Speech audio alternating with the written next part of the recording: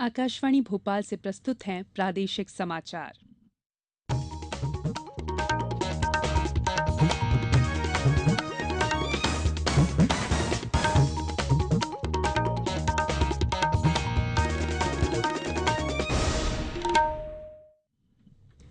नमस्कार, समाचारों के साथ मैं संयुक्ता बैनर्जी।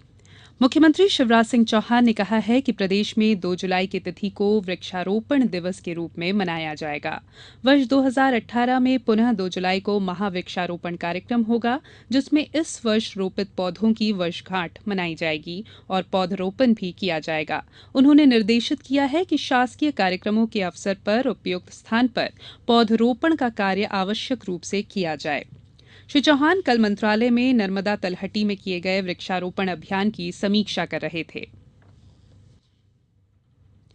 जनसंपर्क मंत्री नरोत्तम मिश्रा की ओर से चुनाव आयोग के फैसले के खिलाफ दायर मामले में आज मध्यप्रदेश उच्च न्यायालय की ग्वालियर खंडपीठ ने सभी पक्षों की ओर से तर्क सुनने के बाद अपना फैसला सुरक्षित रख लिया है। इससे पहले वकीलों की हड़ताल के चलते श्री मिश्रा ने आज स्वयं अपनी पैरवी की। श्री मिश्रा की ओर से वकील अदालत पहुंचे, लेकिन हड़ताल कर रहे वकीलों ने उन्हें प्रवेश करने से रोक दिया, जिसके बाद श्री मिश्रा ने आयोग के फैसले के खिलाफ अंतरिम राहत दिए जाने संबंधित याचिका पर स्वयं अपनी पैरवी की। न्यायाधीश विवेक अग्रवाल की पीठ में चुनाव आयोग की ओर से पेश हुए अधिकारियों ने अपना जवाब पेश किया। सभी पक्षों के तर्क सुनने के बाद अदालत ने अपना फैसला सुरक्षित रख लिया है। केंद्र सरकार वस्तु और सेवा कर जीएसटी लागू होने के बाद से वस्तुओं की आपूर्ति और उनकी कीमतों की बारीकी से निगरानी कर रही है। उपभोक्ता मामलों के सचिव ने नई दिल्ली में बताया कि यदि जीएसटी लागू होने के बाद वस्तुओं की कीमतें बढ़ती हैं, तो उत्पादकों को पहले की दरें और संशोधित दरें पैकेट के ऊपर दिखानी होंगी। साथ ही इन्हें 2 समाचार पत्रों में प्रकाशित करना होगा। सरकार ने उत्पादकों, व्यापारियों और आयातकों से 1 जुलाई से पहले के अपने पुराने स्टॉक को 30 सितंबर तक समाप्त करने की अनुमति दी है। एनडीए के राष्ट्रपति पद के उम्मीदवार रामनाथ कोविंद 8 जुलाई को राजधानी भोपाल आएंगे। वहीं कांग्रेस समेत विपक्षी गठबंधन की उम्मीदवार मीरा कुमार के 13 जुलाई को भोपाल आने की संभावना है। दोनों उम्मीदवार अपने लिए समर्थन जुटाने देश भर के दौरे पर हैं। Diploma in elementary education DElEd नियमित पाठ्यक्रम वर्ष 2017-18 में एमपी ऑनलाइन के माध्यम से आवेदन पत्र आमंत्रित किए गए हैं। ये प्रवेश अध्यापक शिक्षा परिषद एनसीटीई से मान्यता प्राप्त मध्यप्रदेश माध्यमिक शिक्षा मंडल से संबद्ध शासकीय जिला शिक्षा एवं प्रशिक्षण संस्थान और अशासकीय डीएलएड महाविद्यालयों के लिए आमंत्रित किए गए हैं। प्रवेश के लिए पंजीयन की आज आखिरी तारीख है। सुशासन से आमजनों को सेवाओं का लाभ समय से मिले और ये प्रशासन की प्राथमिक जिम्मेदारी होनी चाहिए। ये बात मुख्यमंत्री शिवराज सिंह चौहान ने समाधान ऑनलाइन कार्यक्रम के तहत कलेक्टरों को कही। उन्होंने निर्देश दिए कि आमजनों को अपनी समस्याओं के निराकरण के लिए परेशान न होना पड़े।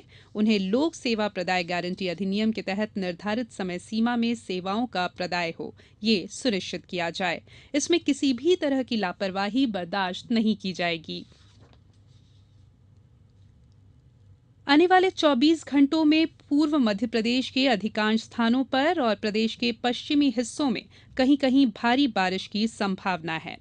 पिछले 24 घंटों के दौरान रीवा, जबलपुर और शहडोल संभागों में अधिकांश स्थानों पर और भोपाल, होशंगाबाद और इंदौर संभागों में अनेक क्षेत्रों में वर्षा दर्ज की गई। बारिश के मुख्य आंकड़ों पर नजर डालें तो सतना, मैहर, नागौद, उमरिया और उदयपुरा में 7 सेंटीमीटर, सीधी में 6 सेंटीमीटर तथा रीवा, कटनी, राजनगर और पचमढ़ी में 5 सेंटीमीटर वर्षा दर्ज की गई। अब कुछ समाचार संक्षेप में। इंदौर के नगर निगम आयुक्त ने कर्तव्य में लापरवाही बरतने और बगैर अनुमति ड्यूटी से अनुपस्थित रहने के कारण 2 कर्मचारियों को निलंबित कर दिया है। शिवपुरी जिले में किसानों की जमीनों के सीमांकन के प्रकरणों के निराकरण के लिए विशेष अभियान के तहत 2749 प्रकरण दर्ज किए गए, जिसमें से 2335 प्रकरणों का निराकरण किया जा चुका है। आगरमालवा कलेक्टर ने किसानों की भूमि पर विभिन्न कंपनियों द्वारा फर्जी रजिस्ट्री की जांच के लिए 2 दल गठित किए हैं। छिंदवाड़ा में आषाढ़ी एकादशी पर समग्र मराठी समाज द्वारा दिंडी ध्वज यात्रा निकाली गई। सतना जिले में 8 जुलाई को राष्ट्रीय लोक अदालत का आयोजन किया गया है। इसमें company claim, cheque bounce, civil प्रकरण आदि की आपसी सहमति से निराकरण किया जाएगा। झाबुआ में जिला स्तरीय लोक कल्याण शिविर जनपद पंचायत मेघनगर में 7 जुलाई को आयोजित किया जाएगा। और ग्वालियर में खेल और युवा कल्याण संचालनालय के अंतर्गत लगाए गए ग्रीष्मकालीन खेल प्रशिक्षण शिविर में प्रतिभागी रहे बच्चों को 8 जुलाई को पुरस्कृत किया जाएगा। इसके साथ ही प्रादेशिक समाचारों का ये बुलेटिन समाप्त हुआ। नमस्कार।